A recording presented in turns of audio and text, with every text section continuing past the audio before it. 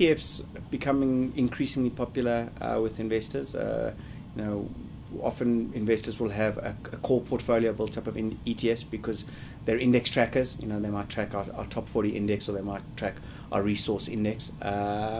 Very, very popular because you buy one instrument but get exposure to a whole range of instruments. Also far more cost effective than going and buying all the individuals. So what a lot of investors do is they tend to have the bulk of their portfolio in ETFs and index trackers, and then where they have a specific stock that potentially they like, say an Anglos or a Billiton, then they'll go and buy that directly.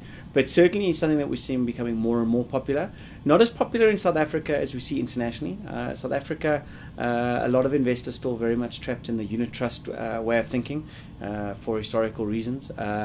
But definitely we're seeing a shift. And when one looks at the younger investment crowd, I'm talking about the 25 to 40-year-olds, far more comfortable with ETFs as opposed to going and buying baskets of shares. So something we expect will continue to grow.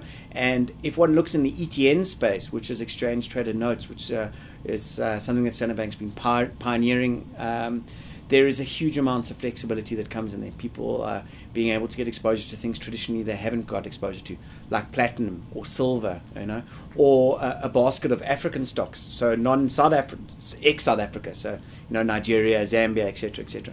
So really at the end of the day, if one looks at investment and says, well, instead of trying to micromanage your investment, but says I want to have a macro view, and I'd like to have some exposure to South Africa, but general exposure, and then I'd like to have some exposure to the US, and then maybe some exposure to commodities. Well, ETFs and ETNs really open that world up to you and makes it very cost effective to do it and very easy to do it.